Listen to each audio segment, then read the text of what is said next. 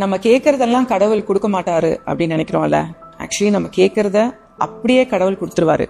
ஆனா அது கொடுத்ததுக்கு அப்புறம் கூட நம்ம டிசப்பாயின்மெண்ட் ஆகிற மாதிரி சில டைம் இல்ல நிறைய டைம் ஆயிடும். இந்த கதையில எக்ஸ்பிளைன் பண்றேன். ஒரு காடுல 3 மரம், பெரிய மரம், அதுவும் பிரான்ச்லாம் இல்லாம அப்படியே ஸ்ட்ரெயிட்டா உலக்க மாதிரி, ஆனா நல்ல பெரிய உலக்க மாதிரி மரம். அது மெச்சூர் ஆயிடுச்சு. நெக்ஸ்ட் அந்த வெட்டுற ஸ்டேஜுக்கு வந்துருச்சு. அந்த 3 மரமும் என்ன ஆகணும் அப்படின்னு பேசிக்குதுங்களாம். ஒரு மரம் சொல்லுதான், நான் ராஜா, மந்திரி, படை இதெல்லாம் போற படகாகணும்னு ஆசைப்படுறேன் அப்படின்னு சொல்லுதான்.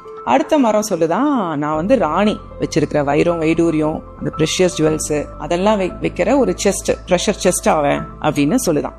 3வது மரம் சொல்லுதான், இதெல்லாம் என்ன உங்க ஆசை, நான் ஃபியூச்சர், ராஜாங்கத்தோட ஃபியூச்சர், அரசகுமாரர், பிரின்ஸ் பிறந்து படுக்கிற தொட்டிலா நான் ஆக போறேன் அப்படின்னு 3ம் அதோட மேனிஃபெஸ்டேஷனை சொல்லுதான். அன்னைக்கு சாயந்தரமே ஒரு உட்கட்டரும் அவரோட பையனும் பார்த்துட்டு, டே என்ன மரண்டா இது 3ம், ஒரு மரத்தை வெட்டினா ஒரு வருஷத்துக்கு நம்ம விறகுக்கு ஆளாச்சுன்னு சொல்லிட்டு 3 மரத்தையும் வெட்டி சந்தோஷமா எடுத்துட்டு போறாங்க. வீட்டுக்கு போன உடனே அந்த பையனோட வைஃப், அப்பதான் கல்யாணம் ஆகி அவங்க பிரெக்னெண்டா இருப்பாங்க.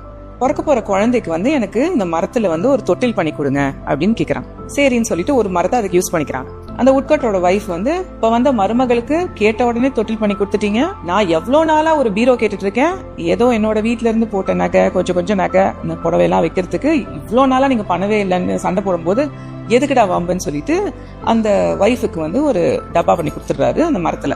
அப்புறம் அந்த பையன் சொல்வானா, அப்பா நம்ம இந்த கிராமத்துல, இந்த ஊர்ல நம்ம விக்கிறத விட 6 கடந்து போய் அங்க பெரிய ஊர் இருக்கு, அங்க போய் வித்தா நம்மளுக்கு லாபம் நிறைய வரணும்னே. ஆமாண்டா மகனே, நீ சொல்றது கரெக்ட்னு சொல்லி ஒரு சின்ன படகு பண்ணிடுறாங்க.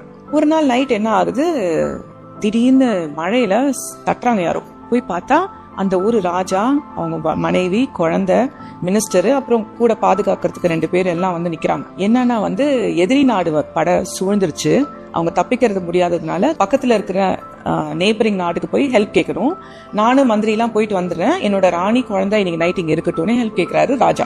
சரின்னு சொல்லிட்டு அந்த குழந்தைய இந்த புதுசா பண்ணி வச்சிருந்த இந்த தொட்டில போடுறாங்க. அத ராணியோட ட்ரெஸ், ராணியோட நகையெல்லாம் அந்த வச்சிருந்த பீரோ பாக்ஸ்ல வைக்கிறாங்க. இந்த ராஜாவும் மந்திரியும் எனக்கு படகு வேணும்பான்னு சொன்னோன்னே, எங்க கிட்ட இருக்கு ராஜான்னு சொல்லி இவங்க பண்ணின படகுல ராஜா பக்கத்து நெய்பரிங் நாட்டுக்கு போறாரு. இந்த 3 மரமும் மேனிஃபெஸ்ட் பண்ணது நடந்துருச்சா?